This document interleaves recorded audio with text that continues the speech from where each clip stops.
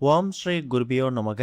ஓம் ஸ்ரீ மகா பெரியவா சரணம். வரும் ஏப்ரல் 22ஆம் தேதி புதன்கிழமை சித்திரை மாதத்தில் வரக்கூடிய வளர்பிறை சஷ்டி விரதம். இப்போ நம்ம சொல்லக்கூடிய இந்த பொருட்களை ஒன்றாக சேர்த்து வீட்டில் இந்த இடத்துல வைக்கிறதால இதுவரை இருந்த எல்லா விதமான கஷ்டங்களும் நீங்கி நல்லது மட்டுமே நடக்கும். அது என்னென்ன பொருட்கள், அதை எப்படி பயன்படுத்தணும்னு பார்க்கறதுக்கு முன்னாடி நம்மளோட வீடியோஸை இப்போ தான் நீங்கள் ஃபஸ்ட் டைம் பார்க்குறீங்கன்னா மறக்காமல் சப்ஸ்கிரைப் பண்ணிக்கோங்க. தொடர்ந்து இது மாதிரி அப்டேட் தெரிஞ்சுக்கிறதுக்கு பக்கத்து நோட்டிஃபிகேஷன் பெல்லை கிளிக் பண்ணி ஆல் அப்படிங்கிற செலக்ட் பண்ணிக்கோங்க. இப்போ என்னென்ன பொருட்களை எப்படி பயன்படுத்த போகிறோம் அப்படிங்கிறது தெளிவாக தெரிஞ்சுக்கலாம். முருகப்பெருமானுக்குரிய விரதங்கள்லேயே ரொம்ப ஒரு முக்கியமான விரதம், எல்லோரும் அதிக முக்கியத்துவம் கொடுத்து வழிபடக்கூடிய விரதம் எதுன்னு கேட்டிங்கன்னா சஷ்டி விரதம் தான். ஒரு மாதத்தில் அமாவாசை பௌர்ணமிக்கு பிறகு 2 வகையான சஷ்டி விரதம் வரும். அதில் அமாவாசைக்கு பிறகு வரக்கூடிய ஒரு சஷ்டி விரதம் இருக்குல்ல, அதை தான் மாதம் மாதம் வளர்பிறை சஷ்டி விரதமாக எடுத்துக்கணும். அதுதான் மாதத்துக்குரிய பெரிய சஷ்டி விரதம். குழந்தை பாக்கியம் இல்லாதவங்க, திருமண வரன் கைக்குடி இருக்காதவங்க, அதே மாதிரி சரியான வேலை அமையல, கணவருக்கோ மனைவிக்கோ நல்ல உத்தியோகம் அமையல அப்படிங்கிறவங்க பெரிய சஷ்டி விரதம், அதாவது வளர்பிறை சஷ்டி விரதத்தை கடைபிடிப்பாங்க. அப்படிப்பட்ட வளர்பிறை சஷ்டி விரதம் இந்த மாதம் சித்திரையில் நமக்கு ஏப்ரல் 22ஆம் தேதி புதன்கிழமையில வந்திருக்கு. புதன்கிழமை காலையில் 6 மணி 25 நிமிஷத்துக்கு ஆரம்பிக்கக்கூடிய சஷ்டி திதி மறுநாள் அதிகாலை 3 மணி 28 நிமிஷம் வரைக்கும் இருக்கு. எப்படி பார்த்தாலும் புதன்கிழமை நமக்கு காலையில் 6:30 இருந்து சஷ்டி திதி தான். அன்றைக்கு நாள் முழுக்க நீங்கள் முருகப்பெருமானுக்கு எப்போ வேணாலும் பூஜைகள் பண்ணலாம். காலையில் 7:30 யமகண்டம் இருக்கும், மதியம் 12:30 ராகு காலம் இருக்கும். இந்த 2 நேரங்களை தவிர்த்துட்டு மற்ற நேரங்களில் தாராளமாக முருகனுக்கு பூஜைகள் பண்ணலாம். திதிகள்லையே 6வது திதியாக வரக்கூடியது சஷ்டி. அமாவாசைக்கு பிறகு வரக்கூடிய பிரதமை, திரியோதசி, சதுர்த்தசி, பஞ்சமி, அடுத்ததாக வரக்கூடியது 6வதாக வரக்கூடிய திதி இந்த ஒரு சஷ்டி. முருகப்பெருமானுக்குரிய எண் 6. முருகனை வளர்த்த கார்த்திகை பெண்கள் 6. சரவண பவ அப்படின்னு சொல்லக்கூடிய முருகனுக்குரிய அந்த எழுத்து மந்திரம் 6. முருகனுக்குரிய அறுபடை வீடுகளும் 6. இப்படி சொல்லிக்கிட்டே போகலாம். அப்படிப்பட்ட மகத்துவம் வாய்ந்த சக்தி வாய்ந்த 6வது திதியாக வரக்கூடிய இந்த ஒரு வளர்பிறை சஷ்டி விரதத்துக்கு நம்ம முக்கியத்துவம் கொடுத்து வழிபாடு செய்யும் போது வாழ்க்கையில நம்ம என்ன கேட்குறோமோ அது அப்படியே கிடைக்கும். அதுலேயும் சமீப நாட்களாகவே சிறுவாபுரி முருகன் கோவில் சம்பந்தமான பல வீடியோஸ் நீங்கள் இன்டர்நெட்டில் பார்த்துருப்பீங்க. 6 வாரங்கள் தொடர்ந்து சிறுவாபுரி முருகன் கோவிலுக்கு போகும்போது நினைத்த காரியம் நடக்குமா?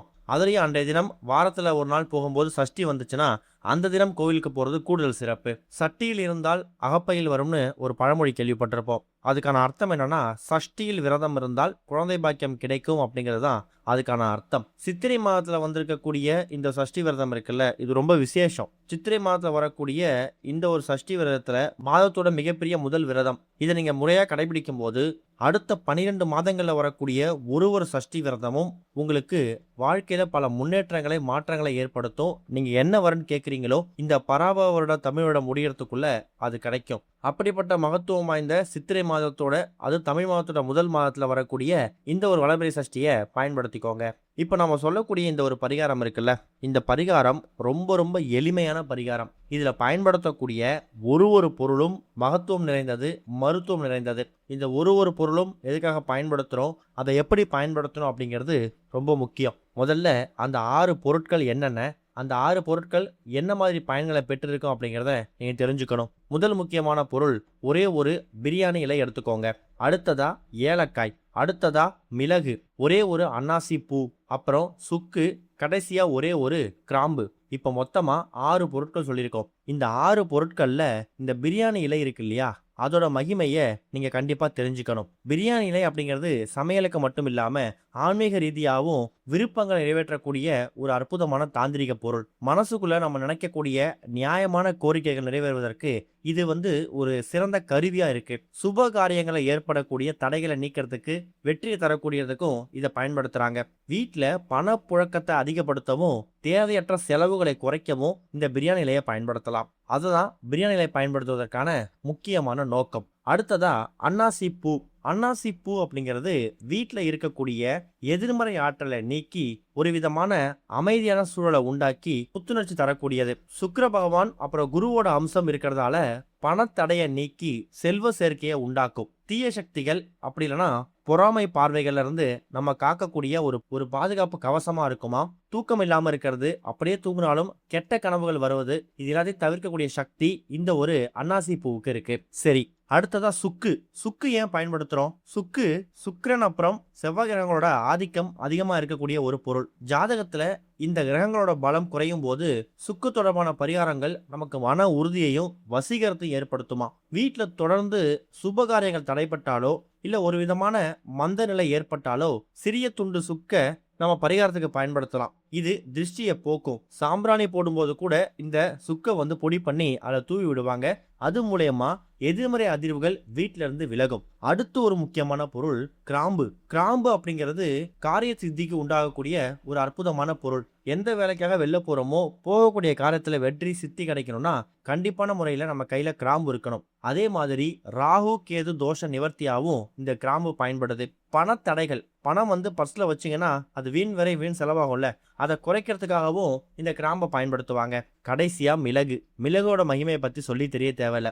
ஒரு கைப்பிடி மிளகு எடுத்து வீட்டோட எல்லா மூலைகளையும் தூவிட்டோம்னா மறுநாள் காலையில அதுல சேகரிச்சு ஆள் இல்லாத இடத்த தூக்கி போடணும். ஏன்னா அந்த அளவுக்கு எதிர்மறை ஆற்றல்களை தன் பக்கம் ஈர்த்து தீய சக்திகளை தன் பக்கம் ஈர்க்கக்கூடிய சக்தி இந்த மிளகுக்கு இருக்கு. கண் திருஷ்டி நீங்குவதற்காகவும் எதிரிகள் தொல்லை பகைவர்கள் தொல்லை நீங்குவதற்காகவும் இந்த மிளகை பயன்படுத்துவாங்க.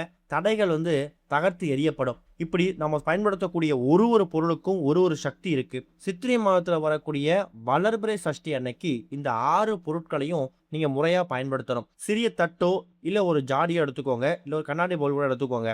அதுல இப்ப நம்ம சொல்லிருக்கக்கூடிய ஒரே ஒரு பிரியாணி இலை, ஏலக்காய், மிளகு, ஒரு அன்னாசி பூ, ஒரே ஒரு சுக்கு, கடைசியா ஒரே ஒரு கிராம்பு, இந்த எல்லா பொருட்களையும் தட்டு மேலேயோ இல்ல துணி மேலேயோ வச்சு உங்க வீட்டோட பூஜை அறையில முருகப்பெருமான் பாதத்துல வைக்கணும். இது எத்தனை மணிக்கு வைக்கலாம்? நம்ம முடிய சொல்லியிருக்கோம். புதன்கிழமை காலைல 6:30 மணில இருந்தே நமக்கு சஷ்டி ஆரம்பிச்சிடுது. 12:30 ராகு காலத்தை விட்டுருங்க, 7:30 யமகண்டத்தை விட்டுருங்க. அந்த நேரத்தை தவிர மற்ற நேரங்களில் தாராளமா இந்த பூஜைகளை நீங்க பண்ணலாம். முடிஞ்சா மாலை ஒரு 6:30 7 மணிக்கு மேல வீட்டுல பூஜை விளக்கேற்றி வச்சுட்டு எல்லா தெய்வங்களையும் மனசார பிரார்த்தனை பண்ணுங்க. சஷ்டி அப்படிங்கிறதால முருகப்பெருமானுக்கு இனிப்புல நைவேத்தியங்கள் செய்து வைத்து படைக்கணும். சிவப்பு நிற மலர்கள், செவ்வரளி மலரோ இல்ல செம்பருத்தி மலரோ முருகப்பெருமானுக்கு நீங்க சமர்ப்பிக்கணும். கல்கண்டு பால், பால் பாயாசம், கேசரி, சர்க்கரை பொங்கல், இது மாதிரி இனிப்பு தயார் செய்து முருகப்பெருமானுக்கு படைச்சிட்டு வேல்மாறல், கந்தசஷ்டி கவசம், கந்தர் அனுபூதி, இது மாதிரி முருகனுக்குரிய திருப்புகழ் மந்திரங்களை படிக்கிறதோ இல்ல இந்த பாடல்களை ஒலிக்க விட்டு கேட்கறதோ கூடுதல் விசேஷம். இப்ப நம்ம ஒழிக்கக்கூடிய இந்த எல்லா பொருட்களையும் தட்டு மேல வச்சுட்டு முருகப்பெருமான்கிட்ட பிரார்த்தனை பண்ணி எல்லா கஷ்டங்களும் தீரணும், இந்த பிரச்சனை அந்த பிரச்சனை இல்லாம உங்க வீட்டுல இருக்கக்கூடிய எல்லா விதமான பிரச்சனைகளை முன் வச்சுட்டு அதுக்கப்புறமா சிறிய தட்டு எடுத்துக்கோங்க. ஒரு உள்ளங்க அளவு இருந்தா கூட போதும். அந்த தட்டுல இந்த எல்லா பொருட்களையும் வச்சு உங்க வீட்டோட மெயின் ஹால், வரவேற்பறை, டிவிலாம் வச்சிருப்பீங்க பாத்தீங்களா, அங்க மற்றவங்க கண்ணில் பட்டாலும் பரவாயில்ல, இல்ல மற்றவங்க கண்ணில் படுறதுக்கு விருப்பம் இல்லைனாலும் ஷெல்ஃப்ல எங்கேயாவது கண் படாத மாதிரி இந்த எல்லா பொருட்களையும் தட்டில் வச்சு உங்க வீட்டோட ஹாலில் வச்சிடுங்க. இதோட அதிர்வலைகள் உங்க வீட்டுக்குள்ள மெயின் ஹாலில் எப்பவுமே இருந்துகிட்டே இருக்கும். ஏன்னா ஒரு வீட்டோட மெயின் ஹாலில் தான் நம்ம அதிகமாக நேரம் செலவிடுவோம். மாதத்துக்கு ஒரு முறை மட்டும் ஏதாவது சஷ்டி திதி அன்னைக்கு இந்த பழைய பொருட்களை எடுத்து தண்ணியில விட்டுட்டு இதே மாதிரி அந்த புதிய பொருட்களை வச்சு முருகன் பாதத்தை வச்சதுக்கு அப்புறமா எடுத்த இடத்துல வச்சிடுங்க. 1 மாதமோ இல்ல 2 மாதத்துக்கு அப்புறம் மாத்திக்கலாம். நம்பிக்கையோட பண்ணுங்க, நல்லதே நடக்கும். ஓம் ஸ்ரீ குருபியோ நமக. ஓம் ஸ்ரீ மகா பெரியவா சரணம்.